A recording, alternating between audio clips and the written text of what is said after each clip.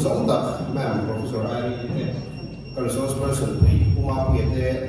để cần film star actress để actor muốn tắt thế tin tiêu sia cần sẽ tiêu tu sống tắt thế này với này hết seminar trong sinh hoạt local zero line muốn tắt thế ama sai chỉ mấy cần buộc xe qua điều đó mình các thị trường thì các thế mình có hình sinh là tồn đầu tiên với thêm mình lâu sẽ kiểm soát tàu là cái nội cái này sẽ thể hiện hoàn thành đầu tiên trong những câu chuyện để làm tin thì cái này hay các thứ vào tin tu thì tại các film industry đầu cũng chịu tu thì sản chịu tu tất cái dòng khăn đi bài một trong công tác nó thì cũng bị phức tạp qua cái chuyện đâu này ví dụ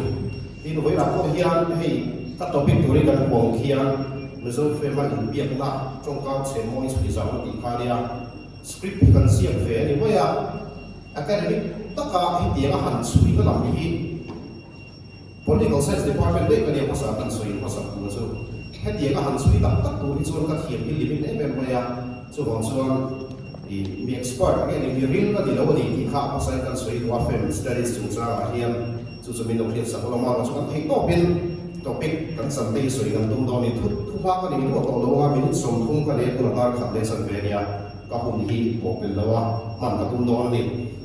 apa sampai ra chuan kan soi tuna kan foi pina kan soi ang khan mizo film industry lo palo de mai ni a hey uma puya atir te traga pulchan tu asu tu kan si ga oma ani hian chiang zo hin la kan soi thing khalam ka chu kan chin thu lo ma so the role of also Mizo film industry hi alanga pangkan di role hian masom na kong sang sa ani di zu phat thom lo in ka ria nang ni point in ui share king karinga kong sang sa kan filmmaker te tin kan actors te le kan film quality issue sa picture te upload te engki ma hian masom di zu phat lo in ka ria so the role of also zo na point mo ta ni ka hi ka chu tu kan tin mo ta chang hian engki nge Mizo film hi kan ti masom se la tin su before also one way kan topic dialogue kan ti india kom na tin in kom na conversation kan ti te he te pang hian in ti nge kan Mizo film industry le kan Mizo film ati kan ti pa son se la ti kha kan han sai da ko chu ani a so ti wala wa so har sa ta hian amare ta ko ma chu nakina a har sa ta le kan pa chok te chu ma pui na kan soi do la khala mu kha chu ka soi za wa lo wa ke ma la har sa ta pa khat kan soi tu pa da chu ni sin khan ka throi ni soi no film studies chu cha hian Mizo te hi I literature kan ta ga lo e ma ya tu la ka paper tu ka ta point kan so ve a om lo su ni lo wa in hi map the department hi MCU mass communications lam hian tu na hian ko ti chong me ka tu la sa lo ni khovel pu ko pa film studies pui ta ta ka to la in Mizo film si ta ka zir la zir pin na kan ti research pa zu lu chi ta ta na paper kan la nei e ma ya so ta hin pui ta le mo ya chu mi pui mi de na kan Mizo film te kan te na a chang ye chalo ti te film cha ni lo kan te na per resource ta per chu YouTuber te ni ta ni kan YouTuber te hi ka fa soi chi na mo ka fa da ni ma ni hau lo wa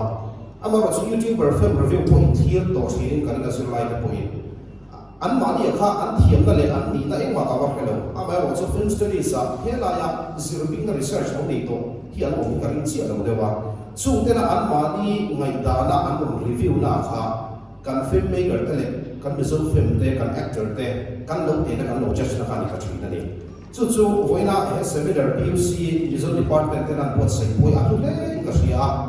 he ti ang si hi pot sai ta wa in he ti nga academic intellectual level atanga se chi nei mi pui te a po kan pu chu ta ngai ka chu kan filmmaker te kan film industry ma so na tu poi mo tak ni ka he ko ka ni ti chon voina hian atira film pali kan thang chu ka se ta ama wa chu ambush akan kain sorting ta film pali kan thang chu ka kan analyze ang khan athui don do ka paper e tin chu ba ka mani sian ni lo bidang te scriptwriter dang te sia lo analyze chi ma kha adikin ka thei lo wa so wang san ke ma si nge ka fiat sia e puma pui ne kan siam tun film nge mang hian voila trong cao che mangin Mizo film industry ha chui zaw na kha kan nei don ni kha ma sa kan sui ni chu ti chuan kha ka thu ma ni ta sala in biak ton na kan ti dialogue e trong cao che kal bang sang hi alo umrek maya kan ti na sa chu ke pon ka hengai big lo wa tu ka soyang khan film studies ka mi thiam ka ni lo wa tun paper ta na ka chi ra chung ka hele ko lo wa chu tu tang chuan ki ma script si ni po kan si le te hian ti sual te po kan nei ti kha kai chu ka chu ka ti sual zong zong le nam chuan me na hian ka ni por to na ni film kang bang sorry film ang hibit ko na dialogue e trong kang si kang bang sang te hian poi mo te mai chu pakhat na chun lexis kan tia a chang tu character te thu mal le trong kang sian man na hei hi script writer hei nge script writer ka di han di chu kai tha hung dewa part time script writer ka nia kuma ko ni si ti ren ka si ka ni boya pasen tu nu wa te kan en le hian kan mizo film sim ma le film sim ma ko hian di ma ni a lu se na cha ka reng thina chu an punchline ka bilo nge ni lai khat te te ni ta ni antinan Terminator film ma khan Arnold khan I'll be back ati kan sia na tu Terminator film kan en reng reng chuan khalaya athu bal te kha a chong ka chi man a kan se ta ni chu wang chuan film ma reng reng ni mizo film ko pang chu ma wa Alexis kan ti a chang tu character kan thu mal le chong ka chi an man ta hian film mu nong na mai pi la ma a film lu na ve ni keng te ni chu chu na ki na kan sui za wa a pa ni la chuan trong chỉ khát ai tạm man bột lệ man bột na cô switching kan tia hei hi mizo fe ma hi kan utam lo khop maya ampu shahian kan uta na kina script original screenplay ka bang tiranga kan maya ga cô switching kan tia chuan etina mizo actor in mizo le english man ko mo hindi le mizo hindi and english khati ong chi apan na cô switching ka apun le mun a context bila kan man ni chuan film ya ti mu dong sa ti mai lo wa se nei do hian an thu mal pan an trong cao se an dai pa ka kal thi ani pathum na chuan a chan tu character te in kong tom dan address terms an ti boka hey film chala film le na chuan kan thi tangin ming an dei thi na khabi an in kong dan mai pe na ma khan se nei thu zo hi address term le oni chu chu na hila kan sui zaw adot ya chuan in trong chok dan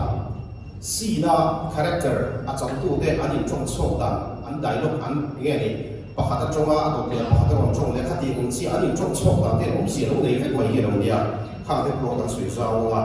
tin o phoi le o ki atronga trong ka thin sui mai ni lo thin ti kan dir le en ti na speech act design kan ti hi apoi mo khop maya kan trong kam hi thil ti ani hal ni chu chu fe ma kan ure re koi hetia on screen kan an hian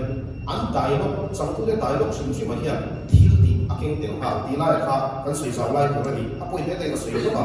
chu zong so le chu conversation analysis and dia in biak ton na te in kom na khati ong si sir chian mak mong khan kan ro sang sang hong in kan sir chian nga in speech act theory kan ti te hi la om da a chu ba ha chon politeness theory ken te fung sang sang hong in so fe me hi tu na ka sui ta khan ambush a war story ni hi mi be san khen kan sir chian on ani ega tigi ambu shi ka than na chan ti sin han ka soi sok to wa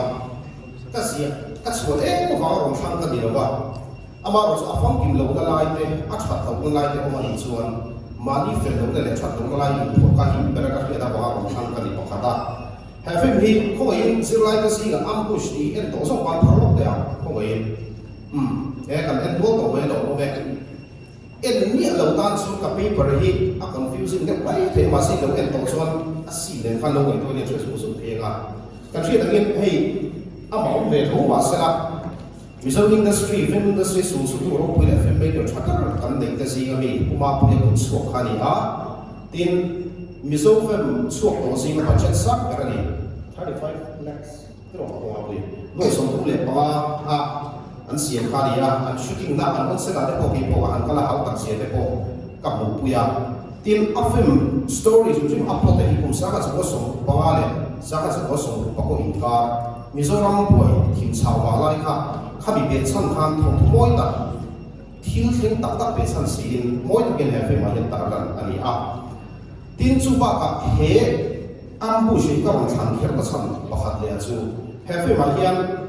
mizo sorry mishing no da he bi nang ni pui de ka sing dong sim sima mi sing tin mi tin te na kan tong chin lungai na te lom na te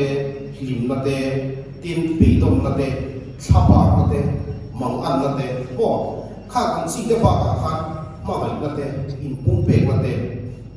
kha kan mishing nature ke mishing kan ni sia a tha zong so kha have ma ni bi te la chu mai chu ni lovin mishing mi sia ten om ber ne ka hian ver na te in phat san theng in have ma ni na chung chuan hefe mai hi epic movie mizo epic movie historical movie ani sakhi wat lawa mission nuna kan mi sia rilber hi hefe mai hian khorchua ani a chu ka ron khan chan pakhat chu ani ta bok ani ti chuan analysis a kan don taila ama sapera chuan hi original screenplay hi ka ti hian ka ron ta la apollo ka khan a khun na khan trong kam pakhat om senei te mai thura kan soi hi china kan te kong pakhat lexes poi mo na khani a chang thu de la trong kam le trong kau che an han apoi mo na khani ta helaya hian mu theya ka sir tak lawa ka ron point out du lai chu nam dang ti lai te ki nam dang ti lai ki helaya nam dang ti thu ma hian ken te la nga le ka soi a thil pa ni soi na ni the pakhat na chuan mizo te min op tu pasa British hong soina ni theya apa ni na chung India sarkar min op tu soina poni theya sumi phena chung khi nam dang ti thumal phena khian thil in phu mong ta ni chu min op tu de noi mizo nam kan ra thei sia te tin zalen na kan nei lo sia te kan sep sia te kha khi nam dang ti thumal suwa khian aro bil tel ta ni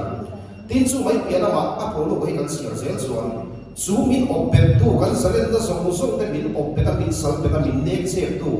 nam dang min op tu chu nam dang di hapi mo da ta ni chu min opet tu nam dang te la ka cha salen da lu sia kha apollo ka chan kan mo thei ta a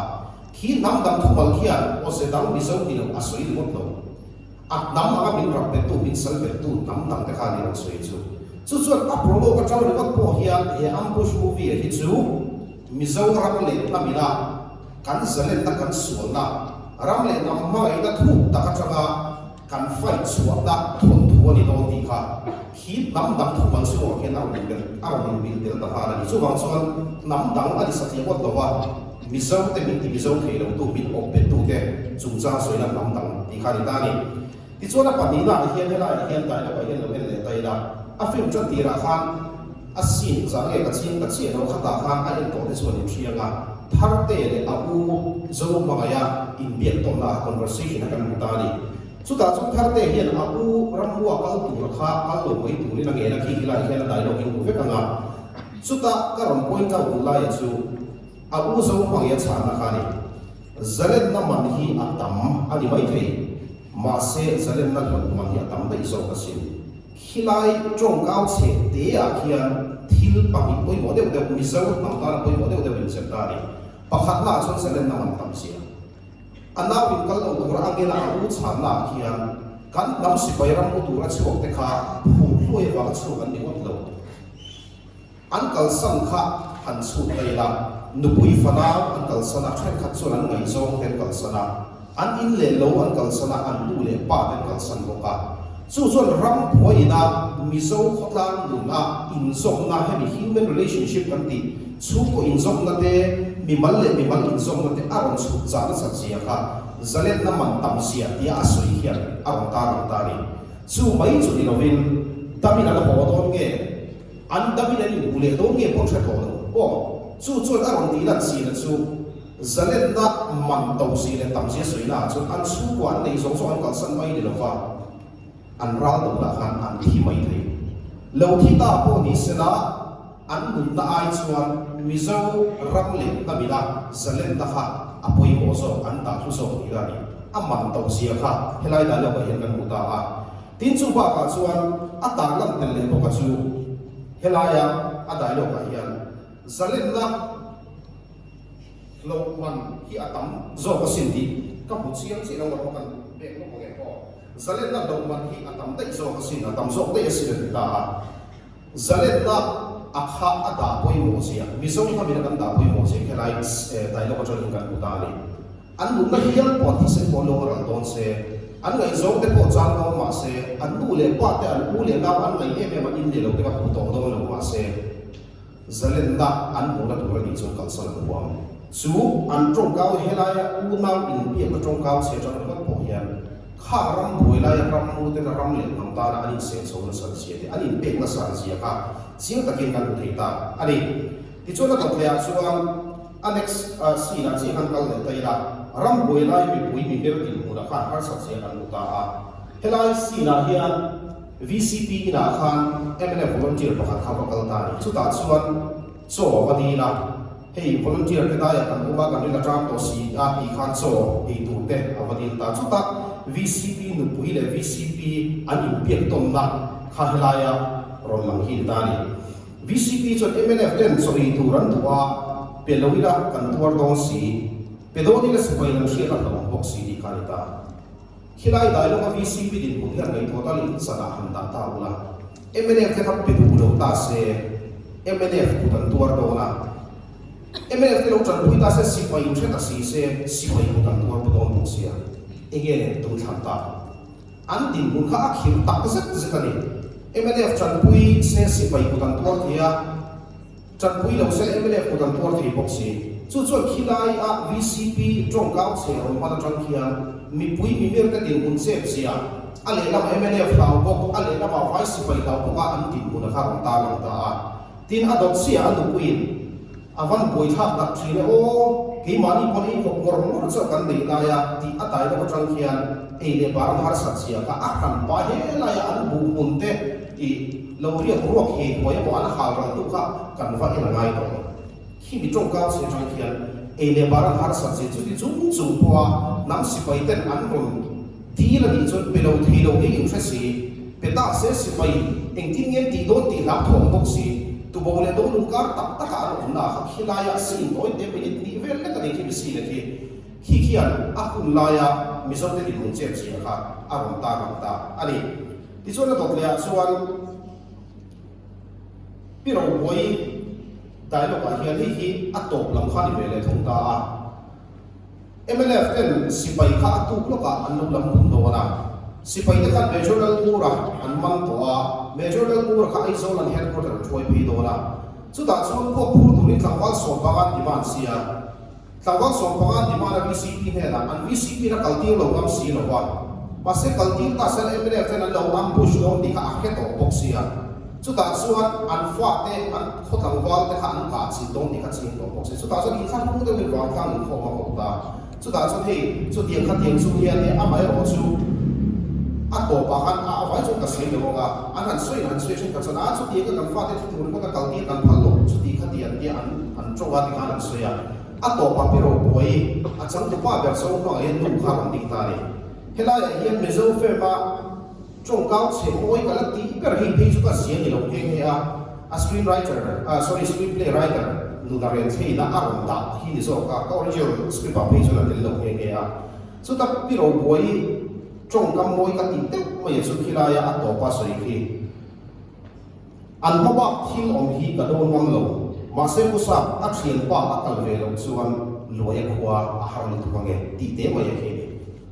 lối qua hàng lúc cái lối chứ thar à phải bảo thar tế chuyện pa này thế là hiện lúc hình pha mà cái là qua film story in end to le film end to te so ni thriela pero boy hi apasal vice pai puta zan to ani vice pai na sei sa thumsa ti zon fa pa pa ni ale ya au pa zo measure zo pa ge chu MNF aram me ka ani chun chu thar te chi kan ta ni ma se thar te kha kal turin at pani big lo ma se ram le nam san na ta ra ni chuan a fa pa ani chun moi moi kha kal ve mai ro se ti asoi na khan e ka fa pa thar dei kal ro se ti ka lo chuan a thian pa lo ye kho a har lu tu ka ge ati ta ni lo ye kho har lam kha ni lo soi tu ma kha po ma se asoi tu ka zo ka chu kan ram le lam san na ni don pho chuan kan tlang wa te an kal chuan ka fa pa thar dei kal ve ro se ati ran kan chu chuan nu ina fa ma ina na sat sia te tin chu ba ka ram bo in chu wa hong na sat sia ka chin ta ki kan ko ta khami dai lo ka chang khan apa pathar te ka atu lo wa sipai role lu kala ga MNF kan an lo ambush do ni kan sin to an lo ka ge ge to don ani ga ta ka chon a thi ka tu ra thi ri mo de ko apa pa kha chu ti chu po chon ram le nam ta ra ni chon ka fa pa hi aum bi tu ra de lo akal ve ge tu ra ni ti asoi na ta khan a thian pa lo ya ko har lu tu ti thu trong cao se hong ta ni chu lexus point mo da kan ti chu ni ta ni tuna loya ko haru to ke palo khan aka fa pa thar dei kal ve ro se bina kal vek lai lo om ti chu amoi lo ti kha soita sela kha khan emotional value ke lo ra tin atu soi tu ma kha a soi fi tho wale ako pui daram le tam hoi na kha reflect lo ta ni su cho cao se moi tak oi te mong chuan nu ina fa hoi na kan buwa chu ti ro la ram le ham salen na ni don chuan a fa pa po nun lam tura a thi la tur a kal tir kha a poi ti lo ni lo vin a dang ngam lo nge ni kal ngi sia tu ga rin ro kha a hoi na rin ro ha kan ti ngal ko ta ni ti chuan a dok le a chuan helai si na hian major dal pura chu chang kan puta ba helai hian ka soi tong han ko switching ka ti kha ni china kha kan puta ni mizo fe ma hian am ko si ang sa ka ni em o ka ti a asan chu he ram boi be san mu hi kan nei mo to a subtitle la hian english yo kan da thi la ama ro chu a character a chang tu te na an chong ang taka an ro ti ala um do boi ka ti a hei puma pu hi mi tam tak hian kan selo mai thei ti mai te an ka happy game ka tinga lam ni vel puma pu hi an thil moi de mai a ron se te la chu hindi na tong ni ra ni tu na hi so english le ni ta na kina kan mu se la ga hindi le english le bengali le mi so tong hi a pi ku tong ni la thil ka ka ni chuan hindi in voice pai ho tong ti ra na is pakistan se pai major khan po ki a dialogue ki a trong kau se pa le english han ka ra hian arabic trong in inshallah chu god willing mi so trong chu pa thiên ni pra ti so ti la ni mai chu hela e ti nge major la mu ra le major khan in piak la sa trong in piak den ko ti egi a tu view la kan ti ni mai the ma se kun de ma kan en suan hela e thil in thung ro ong ta chu major la mu ra ki mizo nam si pai officer ni a emele from the sea na khan bi es wok te om ve a sa tho chong the ge mo sa khan ko ma major khan ne na an bi na an dai lo ka chang hian an chok kau se ka chang hian major ka ngur ka emele fa le khathiam thiam te om te si ka ni ka a khan pa ta kan le lo wai chu lo khan a sa chong ko na chai kan ko thei ta ni chumi ani chuan an movement ta kan bi pui mo ta kan ni ka sing ka tin chu mai ba ka chu major khan na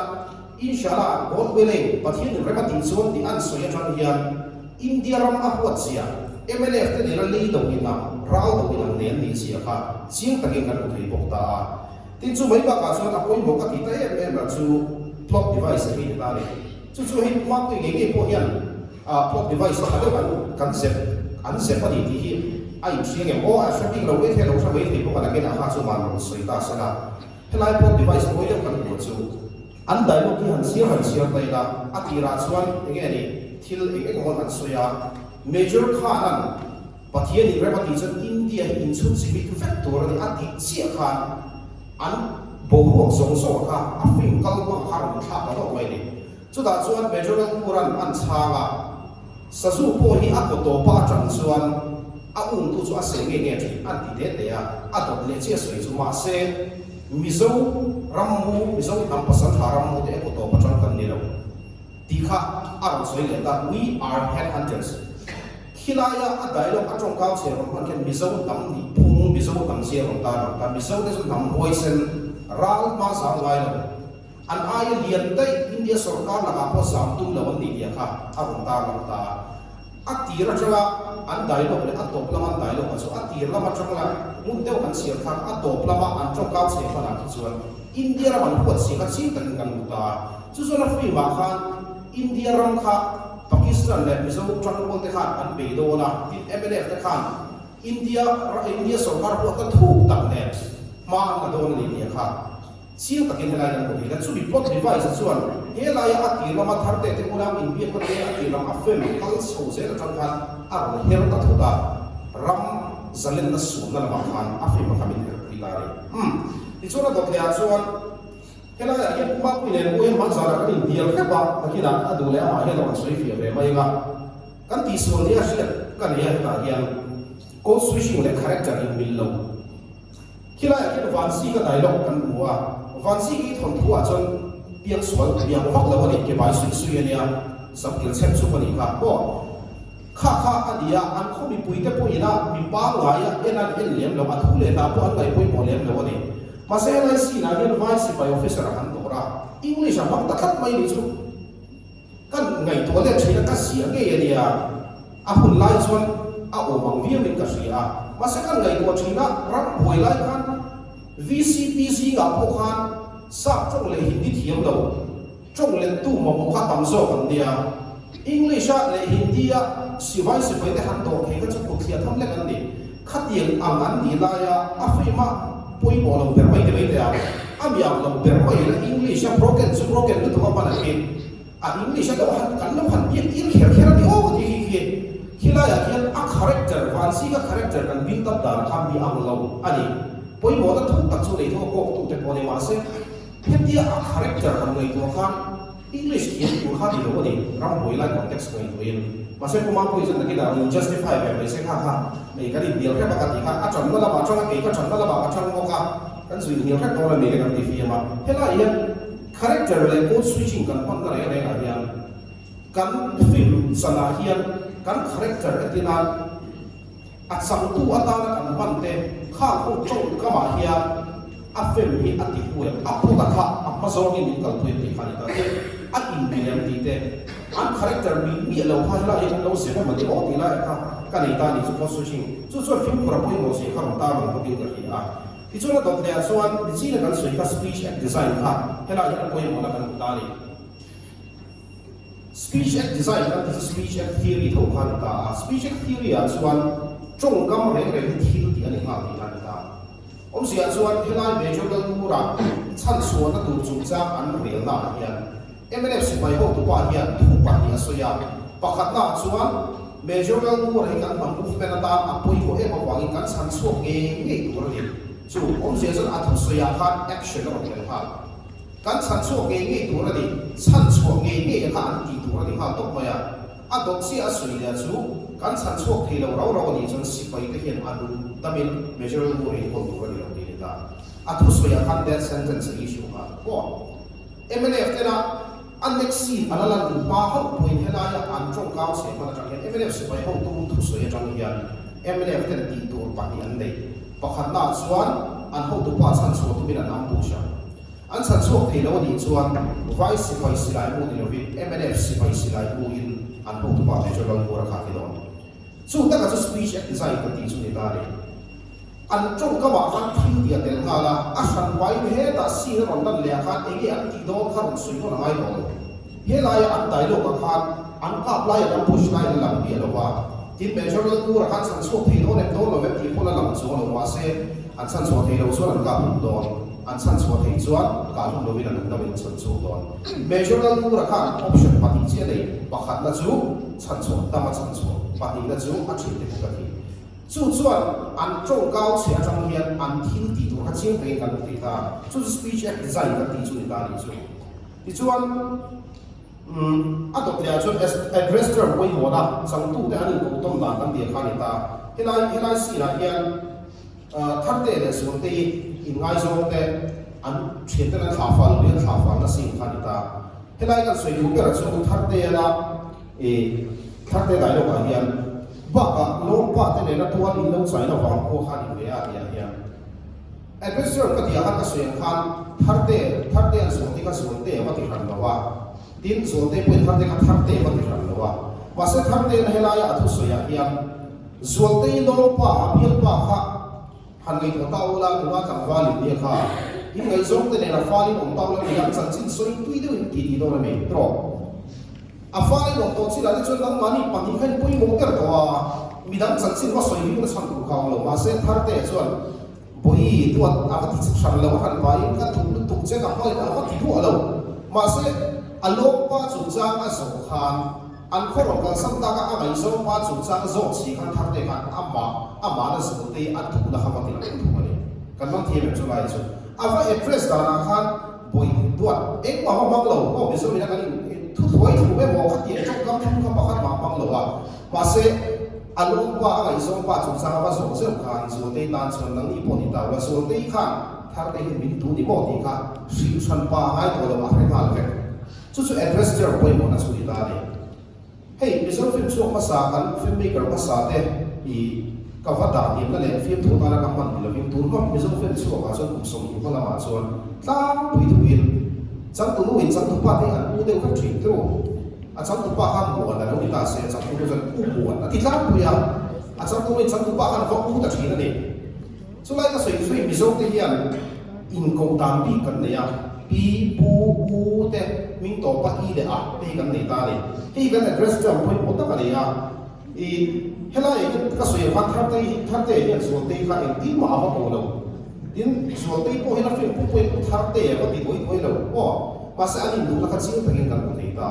tin address jam kan ti hian kan soi kan pi nga ma in ko khel khan ni lo ông sẽ lấy thiên sĩ thiên thị tu ra anh tu là anh có soi thế tin ama apa biar boi na anh sẽ thiên cái thì nó tu ra apa address cái address yang kita sudah ta cái này thiên bahat thiên bahat kan soi dua chu các hun atau trek to thiên bahat kan soi dua chu pipu hay bị chúng ta bị cả hiền phim mà hiền kan băng thủy ra thiên bahat kan bị dua chu subtitle là hiền pipu iu a kan tiếng sĩ hi Mr. Lee kan da chi ni kan in ko la ni ko hi kan ai ni thu lang tu poi mo tak pa kha chu ma so filmmaker te pon hi kan ngai poi mo le so la ga in ka sia ti chu hela hin address jam chung kai kan hu ve le thung ta address jam chung kai kan ti su pusa pa le PCP le alu pui in pek tom na kha ni ta chu in pek tom na chu an du khen hoi ni lai pa wa ti lu tu ta atu kan ngai ko le hin nu pa pa mi chau no hin nu i pa a ni ti kan poi ka chi lo mo le pa te kan ngai tuin helai ko hi a film kal thua khan kal ma khan nu pan ni kan chove to an pui le press kha ngai mo ti lai kan ta ni chu ma kan so na thora to lan kan nei to nga ma kan so na tur ma kan so na a chuan turn taking da lo man da ko ma thu ma bizo film ma kha chuan character scene so so ma chok kim ti ro vet tu na kha um thina ma se a story le a pu ta poi mo na nei lo chu tu na chuan lo lang le to ko si le ko kan nei to tin a dok le a chuan o thu man di ko a hian to la hian mizok te hi mising ha ka thoi tu na sui ngot ka o to na hi enge ni a yam hian hian ka sia tin a speed e kan mo ket bokin ka sia english te le tam tam te kan en hian sui ko wa chuan kan actor te hi an thiam to le ka sia tin kan chong kam hi kan expression te ni song ta ta kan him na thu kan soi kan be la him ha la kan thi na ri ma thim rin na chong ka se ko ka kan man kan be la thim rin la sumi ta ka chu kan thiam sok te ka sia ri ti lai kha ti chuan a dok le a chuan kan chong ka se man ten sam tu te ni na le thil di action le a bu dong ka dramatic effect khami thil pathum element pathum som la khan ma kan som le ka sia ti chuan ma kan som le na se la ta chu special theory to ka chen kha ta chuan lung ai na tu si na lung ai expression pe ko na chak bel lam ti ko na tuai hian kan express to lo tiang si te thil che sang sang thei ti chuan politeness theory kan ti a khan kan suyang khan thil chi sang sang a hian kan chong ka ma sira kan bel pang ti dang la kha thil moi mai ta kan sui don chuan min kum chi ni lo kan thim rim don chuan kan expression kha dang ve tu ra ni ti te o kha wa chi le ko kha ti chuan hi chu ka ti do lo me ka na to don ka a to per ka sui do chu mizo chong bi ka hian literature la pa ni hei mizo ko ko literature la kan bi real lo ka pa le hi he ta te comment te pon chuwa le se la ni pon ngai ti na ta ka ti lo dia he thu hi no en me mai lo sitting room lai cut off te ya hian mizo chong thu man pa ti che an kwa kha ti le te chi he ni ma se hi Peter putar ko thu po pas ko pi sitting room lai cut off te va ti una an pha thiam pe ka o thil pakhat ka soi du so ka chu mizo chong khum hal kan tum na hian english a chon entina it is a latin word so bi hom se chu english ti kha ni ba ya english te po hen latin chong te chi sang sang khan na ne ma ni mizo chu wa hian a san pai ki mizo chong soi do tai la pi thut khom na pin dala sa phal khon wa ka ti khim te ka ti tu kha ai do ti na nia ro chu ai chu sitting room ki english word ni mizo chong chu ti ve ta mai la ka chu ka ho sa so ke ka ti na ni chu kan chong ka chia hian mizo chong kan ti kan pal kan soi la tu ra ni kan ti rualin kan chong ka chia mizo chong kan ti tam to to ka tu na hian chu kan film dialogue ka po hian ha ma chu na ni itisa lam di lovin enge kan sar te hi miril tak tak rom ka ti kan ngai dara nim chu ka helo sitting room lai ka lo off te ki tu hena po soi la tan poi lo wa oi pi tu te po chu kan mizo chong ho so zo ka ni ti la ya ka thu kha la tan kan soi ni chu ka lo me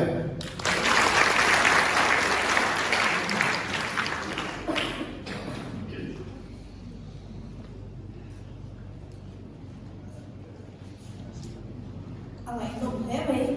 cảnh thu sei tu hi a in zu chho zu ta wangin zo na amo sei te ta khasu atopa I kan pa ho to ga rai na chuanin atok lia kan thu ai thak tu hi kuma phe chong thu in shil do na kuma phe chong thu hi kan ngai sa emea abik takin hemi mass communication mass media result film khavera e chuanin